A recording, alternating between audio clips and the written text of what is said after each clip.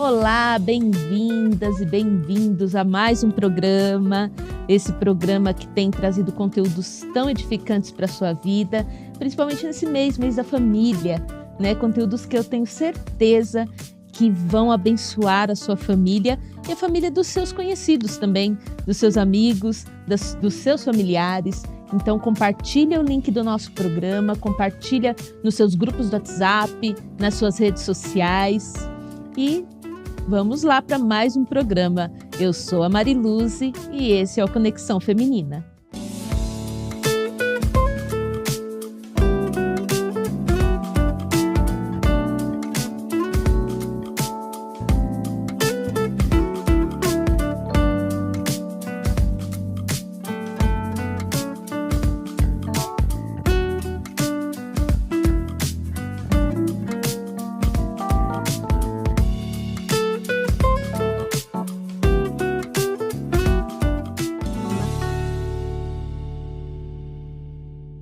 E continuando a nossa conversa com a doutora Clarice Ebert, nossa convidada especial que está aqui com a gente.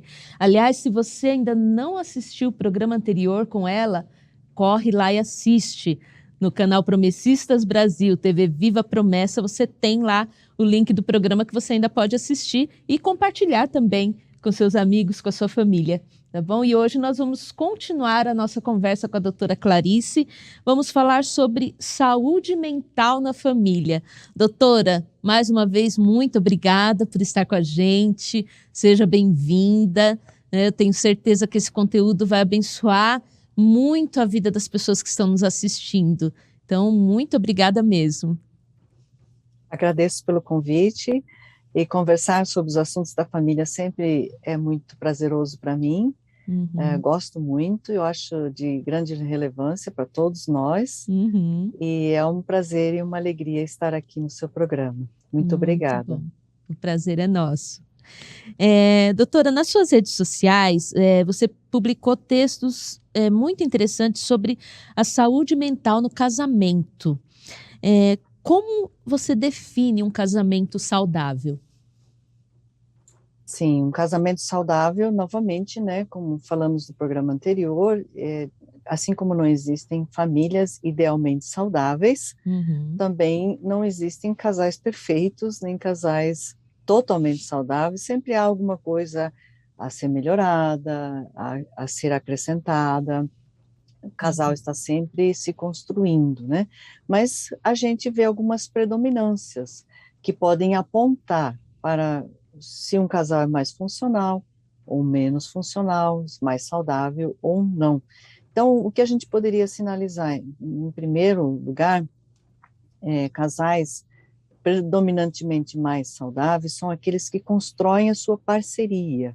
Então, eles estão envolvidos nesse processo de construir uma dinâmica interacional onde existem duas pessoas que devem ser vistas, que devem ser consideradas, e onde nenhum é superior ao outro, onde é possível ver o outro como um ser igual a mim, ou seja, o outro é como eu, no sentido humano, e que merece, por isso, um lugar de pessoa dentro do relacionamento, né? Então, ambos têm espaço para partilhar opiniões, sentimentos, emitir ideias, e também para participar das decisões. E as decisões de um casal em parceria são tomadas em conjunto, e o casal funciona como realmente uma equipe colaborativa, né? E nessa questão da parceria, duas pessoas juntas é que vão formar o nós, ou seja, as individualidades são as principais riquezas que cada um traz para a relação, e somente em se abraçando e se deixando as individualidades se expressarem, é que o nós vai ser construído. O eu e o tu é que vão formar o nós. Se não houver o eu e o tu, não haverá nós. E se houver apenas o eu impondo como as coisas devem ser, não haverá nós, haverá só eu. E se apenas o tu é que impuser as regras e os desejos e tudo mais, também não haverá nós, haverá somente o tu. Então não haverá parceria. A unidade e aliança conjugal não é apenas uma decisão racional, mas é um movimento proativo, contínuo, em que um busca o outro e um vai ao encontro do outro constantemente. Então, isso é uma relação de parceria. Um casal parceiro partilha da vida, da intimidade, e ambos experimentam o sentido de estarem juntos. Já falando de intimidade, seria uma outra característica que predomina em casais mais funcionais. Eles constroem efetivamente a sua intimidade. Lembrando que intimidade não é sinônimo de sexo. Muitas pessoas acham que a intimidade do casal é sexo, mas é possível ter muita vida sexual sem ter intimidade alguma. Isso é muito comum em casais que têm uma sexualidade objetal, não uma sexualidade relacional. Então, casais que constroem a sua intimidade significa que eles estão buscando conhecer um ao outro, eles estão envolvidos numa revelação contínua de si, um para o outro, de si para o outro, e envolvidos num constante aprendizado do outro. Eu quero saber quem é o outro, e sai desse lugar de Deus, de achar que só porque ama, sabe tudo do outro, sabe o que o outro pensa, o outro sente. Não, nós não temos essa condição humana. Eu só vou saber do outro se o outro me contar o que vai dentro dele. E o outro só tem como saber de mim se eu contar. Então, casais mais funcionais, mais saudáveis, estão envolvidos nessa construção de contar de si e de ouvir do outro, nessa construção da intimidade, onde ambos vão aprofundando um lugar de relaxamento, de poder ser quem se é perto do outro, sem receios de que o outro vai pisar naquilo que eu sentir ou pensar, mas que o outro vai aceitar. Por isso que a aceitação é uma das principais chaves para um casal aprofundar a sua intimidade. E aí vai ficando tão à vontade na presença um do outro, que esse acaba sendo o melhor lugar para estar no mundo. Estar do lado de alguém onde eu posso ser eu, e à vontade, e acolhida pelo outro, esse é o melhor lugar da Terra, né? Então, o casal mais funcional tem essa dinâmica, e o casal aprende a se tratar com afeto, amor e respeito. Seria outra predominância. Tem afeto, tem muito amor e tem muito respeito. E não é aquela ideia de um ama e o outro só respeita, não. É os dois. Os dois precisam amar e respeitar. Tanto o marido precisa amar e respeitar a sua esposa, como a esposa precisa amar e respeitar o seu marido. Então, os dois estando participantes dessa proposta acabam sendo mais saudáveis e funcionais em sua relação. E outra coisa que eu acho muito importante é essa harmonização dos estilos e das diferenças que existem dentro de cada pessoa. Então, a ideia não é anular o outro que é diferente de mim, mas é acolher o outro que é diferente de mim e harmonizar essa diferença com a minha diferença. Então, esse é o principal trabalho do casamento. A harmonização das diferenças é o principal trabalho do casamento. Então, em casais muito disfuncionais, as diferenças se tornam palcos de guerras, de competições e muita rivalidade, o que é péssimo e constrói uma disfuncionalidade. Mas casais funcionais aprendem a harmonizar as suas diferenças, e a diferença que está no outro não é um problema, é uma riqueza que o outro traz e que contribui para o nosso relacionamento. E aprendem o tempo todo um com o outro. O outro não é um inimigo, né? E exerce um diálogo, assume o compromisso com o casamento. O outro é incluído na agenda e na vida. E organizam a sua convivência por princípios, justamente, né? E também há uma reestruturação com os outros contextos, né? Com a família de origem, com os amigos, com o trabalho, tudo isso precisa ser realinhado quando a gente casa.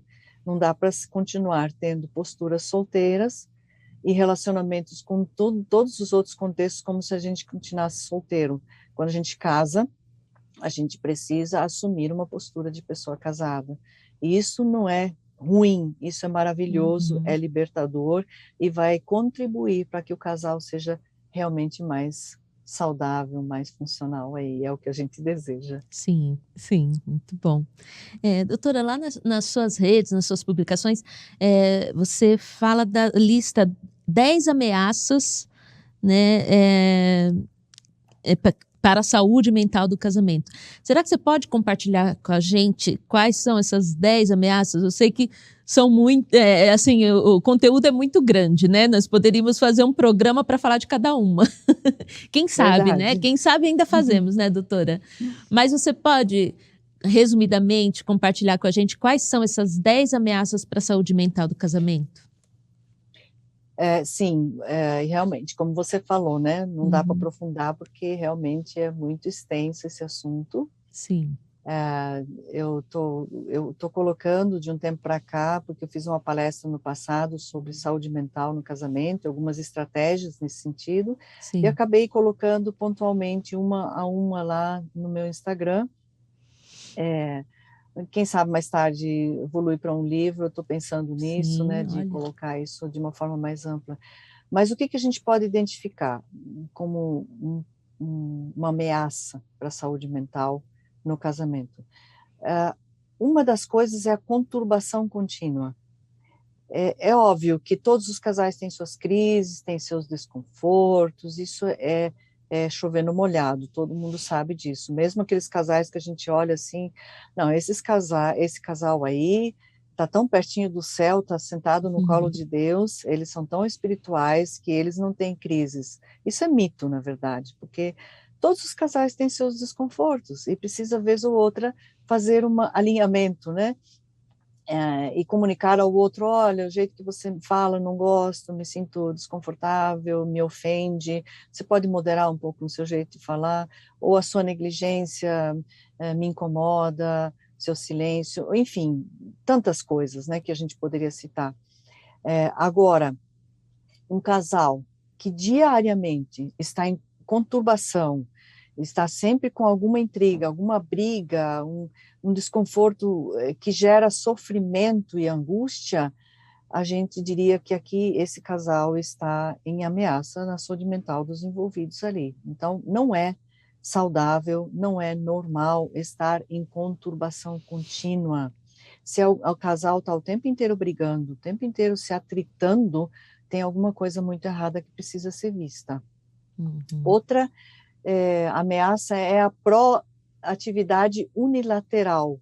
Quando só tem uma pessoa, é uma das partes do casal, envolvido em proativamente fazer dar certo, querer dar certo, está sempre Uhum. resolvendo as questões, está numa carga mental exacerbada, está sempre ali e o outro só está se beneficiando com o trabalho do outro. Então, está ali só recebendo, está ali só sendo servido, ele não se envolve, não assume nenhuma pauta proativa de demonstrar afeto, nem de demonstrar amor, nem participação.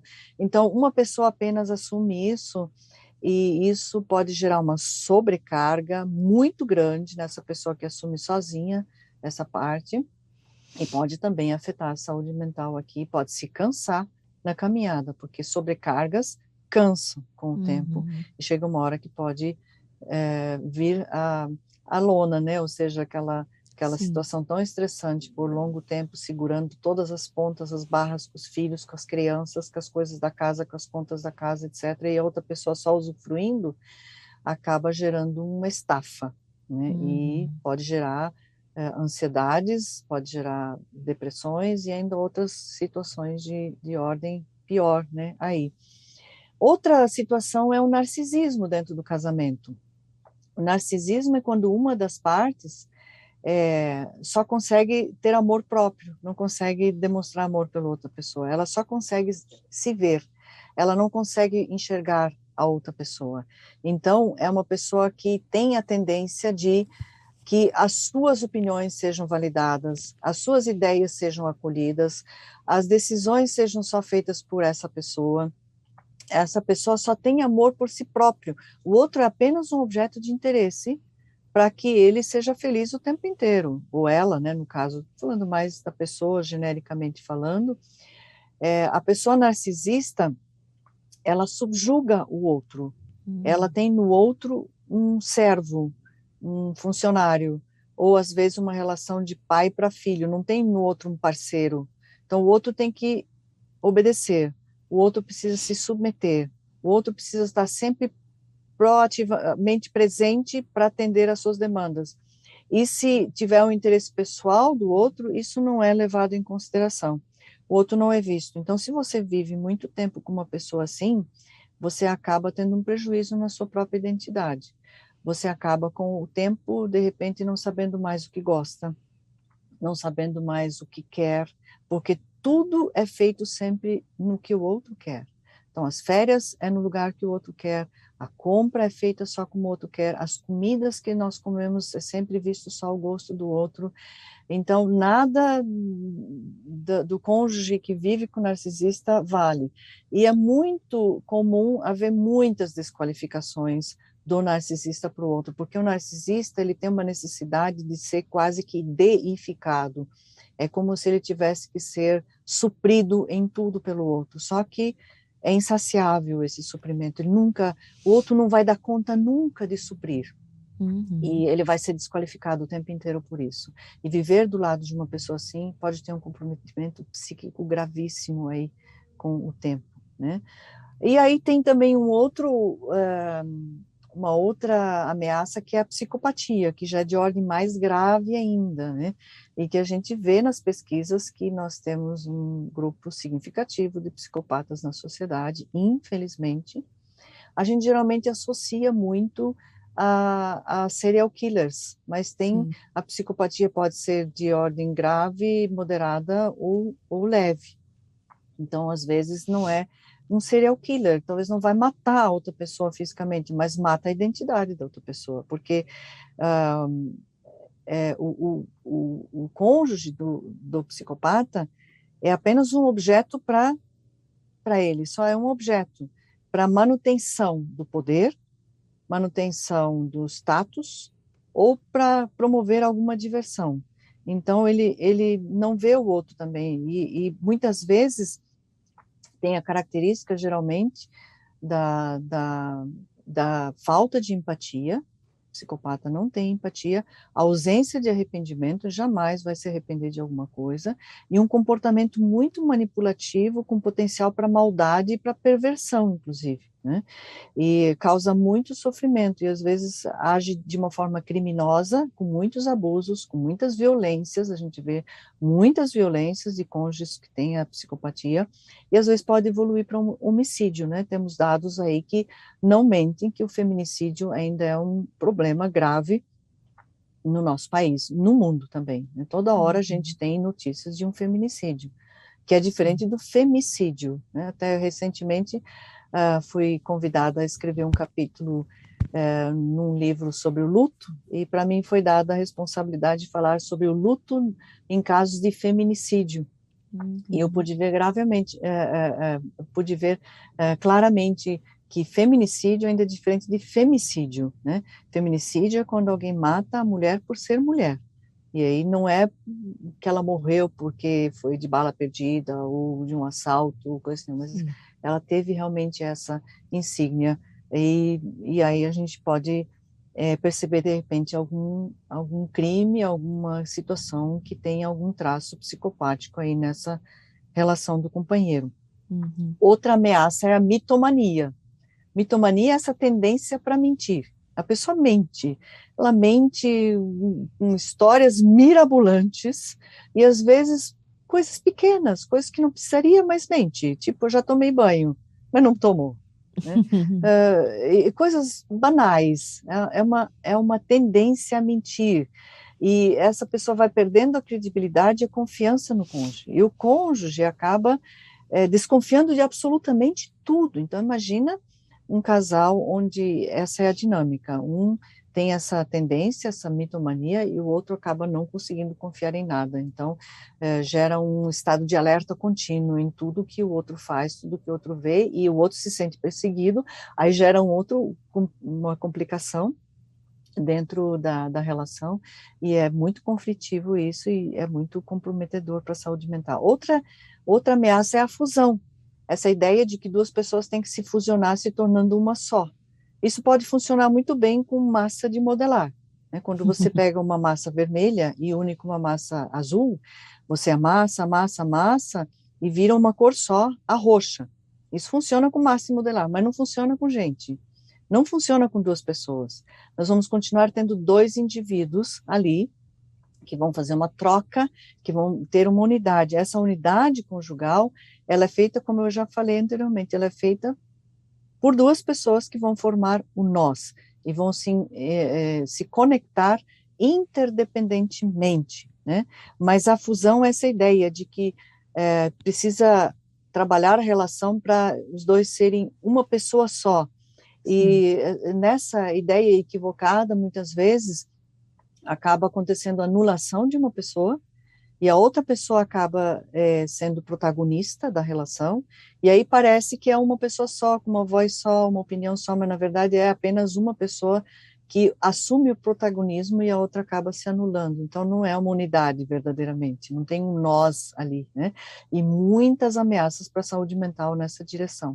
Comunicação violenta é outro ponto que eu coloquei, né? Onde tem essa comunicação agressiva o tempo inteiro, desqualificações o tempo inteiro, interpretações o tempo inteiro, então não tem uma amistosidade, tem uma hostilidade presente o tempo inteiro na comunicação. Também a pornografia eu sinalizei como uma das ameaças para a relação do casamento, né? Porque a pornografia tem uma doutrinação da sexualidade objetal, da subjugação do outro para fornecer prazer. E isso é péssimo para uma relação conjugal onde tem duas pessoas que querem viver em parceria. Então, se o casal não conseguir se conectar sexualmente de forma relacional, amorosa e respeitosa, a pornografia vem trazer várias situações desconfortáveis para o casamento, e também estudos indicam que pessoas usuárias de pornografia se tornam ausentes na relação presencial e real do casamento. Então, é muito comum pessoas casadas que se utilizam da pornografia extinguirem a questão sexual do casamento. Então, às vezes, ficam períodos, lacunas longas, sem ter nenhum encontro sexual, porque o presencial acaba sendo algo que não se efetiva da forma como é feita no cinema, né?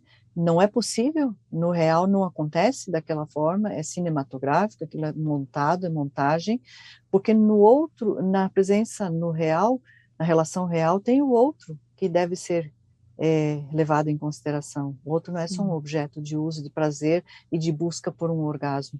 O outro é uma pessoa, e eu preciso saber como é que é para o outro, o que o outro gosta, o que o outro não gosta, e respeitar isso. Isso dá muito trabalho, é mais rápido usar a pornografia, e isso vai trazendo também sérios problemas para a relação conjugal. Outro ponto que eu coloquei foi a traição como uma ameaça para a saúde mental, porque quando acontece um evento da traição, gera uma ruptura na confiança total, e gera muito sofrimento. Então parece que aquilo que era certo já não é mais certo. E se aquele que traiu não tiver disposto a reparar o dano causado, ou seja, a confiança que foi quebrada, e não levar em consideração o sofrimento causado no outro, ou seja, não tiver empatia por isso, dificilmente o casal vai conseguir superar uma traição. Por outro lado, também, o cônjuge traído, ele precisa de alguma forma se mobilizar para se abrir para o perdão, em algum movimento de perdão.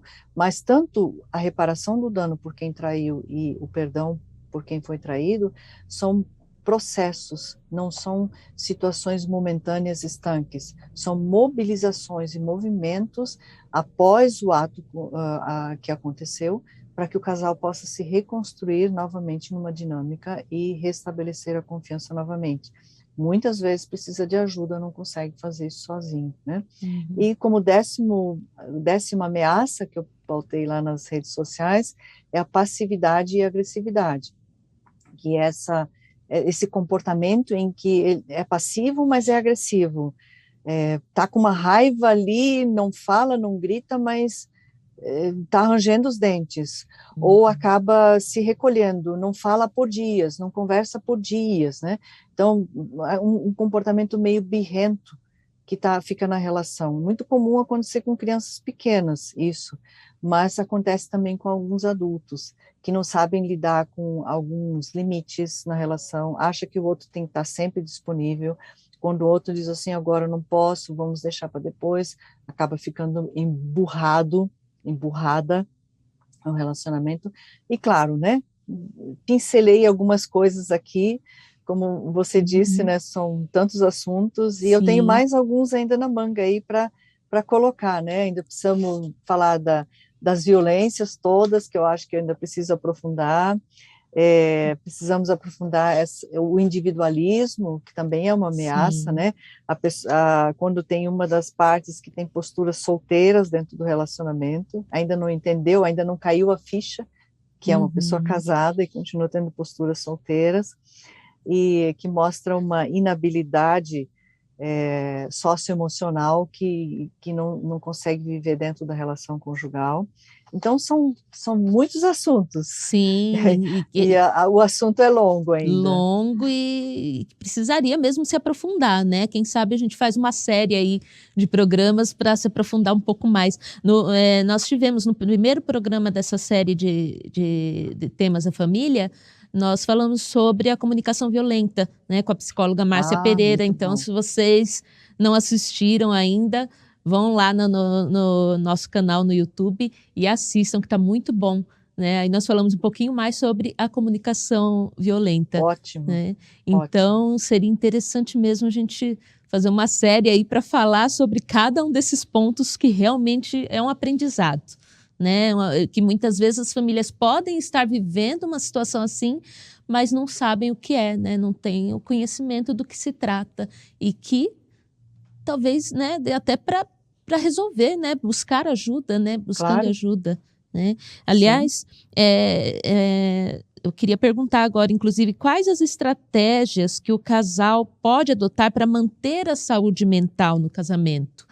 Né? Talvez até quando identifica algum desses pontos, né, que foram listados aqui. Quais as estratégias que o casal pode adotar para manter a saúde mental? Sim, eu penso que aqueles pontos, né, que falamos inicialmente, sobre as características, né, de casais funcionais, seria uma indicação, né, a harmonização das diferenças, Sim. a construção da parceria, né, ou seja, a gente às vezes percebe que algumas pessoas se casam não entendendo muito bem como que é o casamento, né? Muitas vezes pensam que passando por um ritual de passagem, pelo cerimonial do casamento, está conquistado para sempre o companheiro ou a companheira, né? Mas, na verdade, é apenas o início do casamento, porque casamento é vínculo. Casamento é vínculo. Então, o vínculo, ele não é dado no ato cerimonial. Ali é apenas o início. É onde você se compromete diante da lei, diante da família, diante dos amigos e com o outro, que você está disponível para seguir nessa construção do vínculo com o outro. E a partir de então, o casal vai entrar numa história em que proativamente vão investir na relação. Isso é contínuo e constante. Quando o casal desiste disso, achando que na cerimônia tudo está resolvido, acabam tendo muitos problemas, porque aquela paixão inicial, ela vai acabar, ela vai terminar, porque a paixão, dizem os especialistas, que dura em torno de 2 anos e meio, 3 anos, no máximo. Depois, vem uma nova etapa, que é o amor. O amor é pelo outro real, a paixão é pelo outro imaginado. Então, esse tempo do início do casamento é quando a gente conhece o outro real, e muitas vezes estranha, não sabia das manias que o outro tinha, não sabia como é que o outro acordava e ia dormir, como o outro come direito, como o outro lida com o dinheiro, são coisas que a gente vai conhecer na intimidade depois do casamento, e às vezes pode pensar assim, nossa, não sabia isso do outro. E esse outro real vai meio que decepcionando, né? Essa realidade se apresenta diferente daquela que a gente imaginou. Ah, e aquela ideia de que o outro iria me fazer feliz o tempo todo, o outro nunca ia brigar comigo, acaba sendo uma decepção, que o outro talvez não tenha as condições de me fazer feliz. Aliás, eu penso que casar nessa expectativa de esperar que o outro me faça feliz é uma expectativa que certamente será frustrada. Porque Uhum. dar ao outro a tarefa de me fazer feliz é uma tarefa que o outro não vai conseguir cumprir. E eu também não vou cumprir, não vou conseguir cumprir, porque tem coisas dentro de cada pessoa que não é possível eu assumir a responsabilidade para preencher.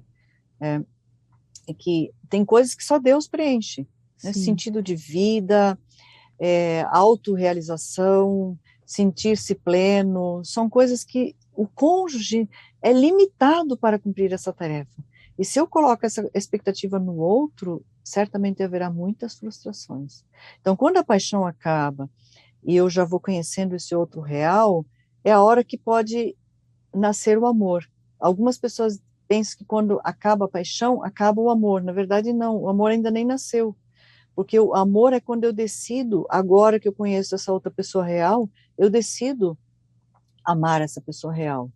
Com atitudes, com gestos, com doações, e ir ao encontro do outro para conhecer o outro, respeitar o outro, amar o outro, e não com a tarefa de fazer o outro feliz, mas com uma postura de facilitação para que o outro siga no seu caminho de uma forma saudável e feliz, que o outro possa encontrar a realização de seus sonhos e desejos, e eu não seja um empecilho, eu não seja uma muralha ameaçando o outro de evoluir.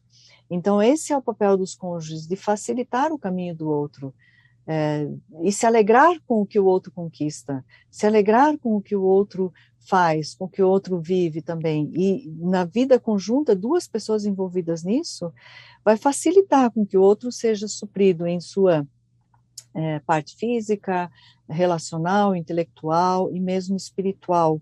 Então, esse é um caminho que facilita estar mais saudável dentro do relacionamento. Muito bom. Doutora, os filhos, parentes, amigos, eles podem contribuir para a saúde mental de um casal? Se podem, como que eles podem fazer isso? Muito, muito, né? Nós Uhum. somos seres relacionais. Sim. Nós estamos sempre numa troca dentro de um grupo familiar, dentro de um grupo de amigos, trabalho e tudo mais. A gente é um ser que vive em relação. Quando duas pessoas se casam, há uma necessidade de haver uma reestruturação das relações. Então, se na infância e na vida adolescente, nosso vínculo principal era com nossos pais, com a nossa família de origem, claro, nós éramos dependentes deles, Uhum. estávamos nesse grupo, agora, nessa emancipação para a vida adulta, onde uma pessoa se une a outra pessoa para formar um novo núcleo familiar, o vínculo principal não pode mais ser a família de origem. Uhum. Precisa acontecer com essa nova pessoa que eu escolho para andar em parceria de vida. Isso significa que o casal que se casa precisa se mobilizar para esse movimento de se tornar um vínculo principal, e a família de origem precisa abrir mão também, Sim. precisa abrir mão, recuar, né? Se aqueles pais ou aquela mãe querem continuar tendo o lugar de soberania no vínculo com os filhos, como era na infância, como era na vida adolescente, vai ter muitos problemas com esses agregados que chegam, né? E talvez o filho ou a filha não vão conseguir se vincular adequadamente com o outro. Tem um autor que ele fala o seguinte, o Joel Berman, que não é possível se casar com duas pessoas ao mesmo tempo. Duas pessoas ou instâncias ao mesmo tempo. Ele traz essa ideia também de casamento ser vínculo, vínculo principal. Então, se eu estou, entre aspas, vinculado ou, entre aspas, casado com a minha família de origem, dificilmente eu vou conseguir casar com o meu cônjuge, mesmo que eu tenha assinado papel no cartório, mesmo que eu tenha passado pelo rito de passagem do cerimonial do casamento, que tenha feito uma festa linda, maravilhosa, um bolo gigante, um vestido exuberante, uma roupa linda, amigos bonitos e lindas músicas e um ministro religioso muito carismático, o vínculo não vai se formar. A gente precisa reestruturar. Então, o casal precisa se mobilizar para isso, mas a família também. A família precisa recuar e deixar ir esses filhos que se casam. É muito importante, pode contribuir em muito, facilitar em muito esse processo. Sim, muito bom. Bom, doutora, quais os recursos que você poderia indicar, assim, sejam livros, canais, redes sociais, para quem deseja buscar mais maturidade e saúde no relacionamento conjugal, no relacionamento familiar? Eu posso indicar 2 livros de 2 colegas meus. Um deles é do Dr. Carlos Tadeu Gribos, que é um livro muito bom, de fácil leitura, que é Como se livrar de um mau casamento. É muito sugestiva a titulação desse livro, né? Sim. E é uma linguagem muito fácil e ele transita no ciclo de vida familiar também ali sobre essa questão a ideia de se livrar de um mau casamento não é se divorciar, etc., mas é de construir um vínculo significativo, que daí você se livra do mau casamento, né? Você passa a ter um bom casamento, essa é a ideia, né? E o outro livro é um livro para noivos, mas que pode ser também lido por casados, que traz muitos conceitos importantes, que é Antes de Casar, mas traz muitas falas importantes sobre vários aspectos e sempre tem no final de cada capítulo, alguns exercícios que ajudam muito o casal a se perceber na sua dinâmica. A autora é Leonora Ciribelli. Os 2 livros estão publicados pela editora Ultimato, então, provavelmente no site da Ultimato vocês podem encontrar esses livros, né? Bom, aí também tem o meu site, né, que tem alguns textos por lá no blog Sementes, como também no meu Instagram, onde eu cito essas 10 ameaças, e tem outros textos também que a gente regularmente coloca por lá. Na coluna Vida Familiar do Rick Mais, tem vários textos sobre vida familiar e sobre vida conjugal também. São algumas indicações aí. Muito bom. Bom, doutora, chegamos ao final já da entrevista, né, desse nosso bate-papo tão bom, né, tão rico.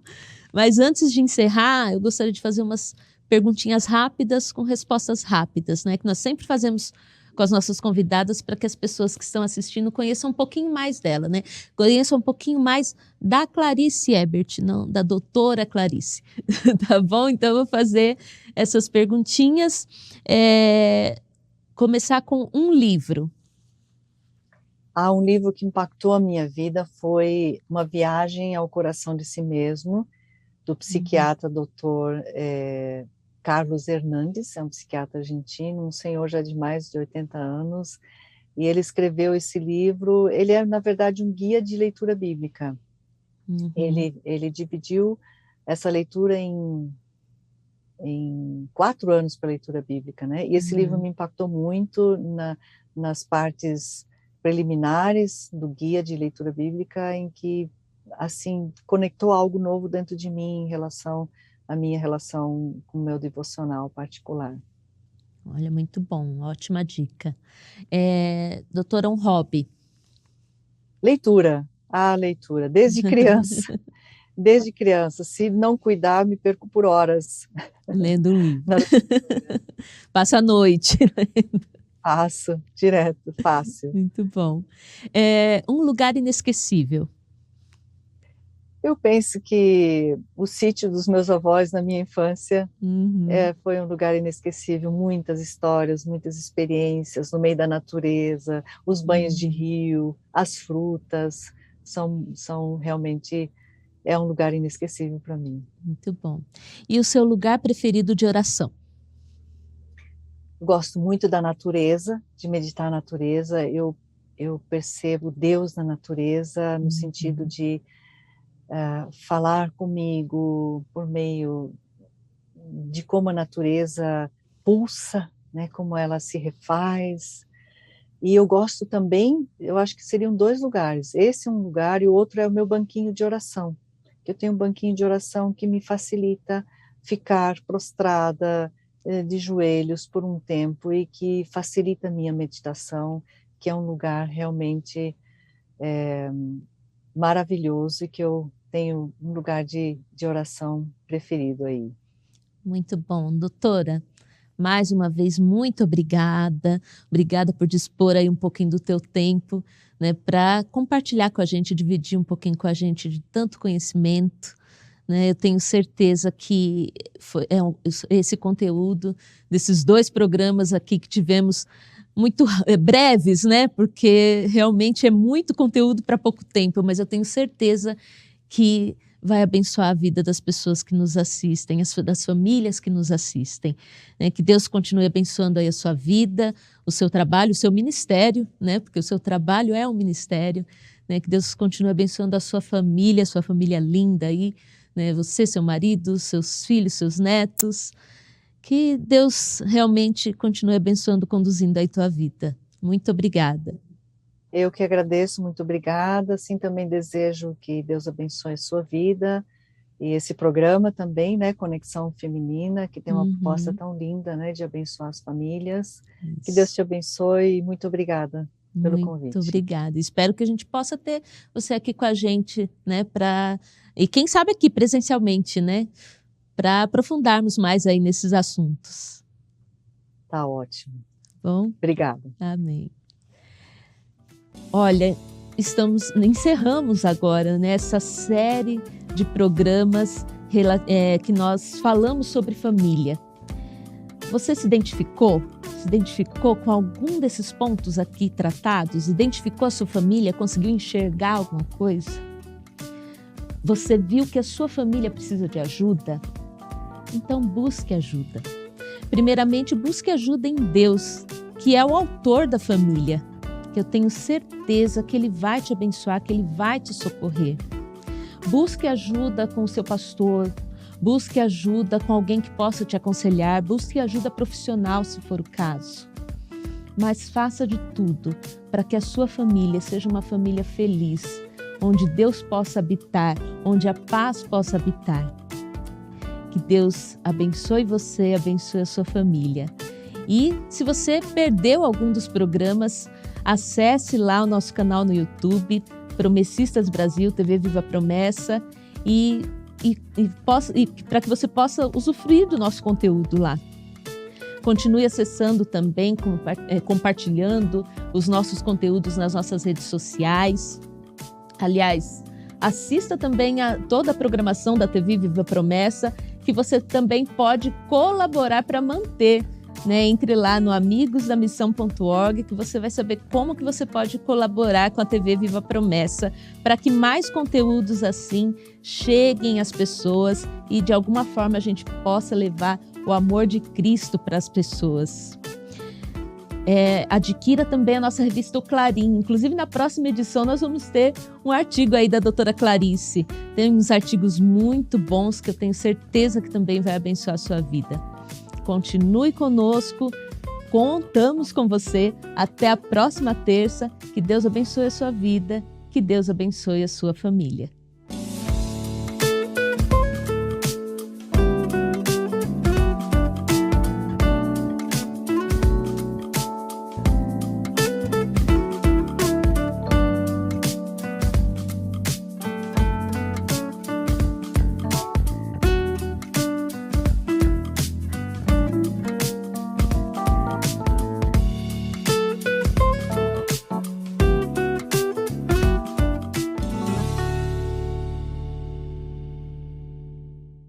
Você já conhece o projeto Amigos da Missão? É muito importante você que tem acompanhado a programação da TV Viva Promessa conhecer se você ainda não ouviu falar sobre o Amigos da Missão. Esse projeto, ele tem a intenção de que você seja um amigo da missão, contribuindo e ajudando a programação da TV Viva Promessa, e também a sua contribuição vai nos ajudar a partir da agência humanitária, em projetos humanitários no Brasil e em todo o mundo. Então, é fácil, você faz o seguinte, acessa amigosdamissão.org e lá você vai ver as diversas maneiras que você tem para contribuir com esse projeto. E vai ser muito legal ter você como mais um amigo da missão. Então vai lá, rapidinho, entra agora e contribua com esse projeto que quer levar o Evangelho e levar solidariedade para tantas pessoas.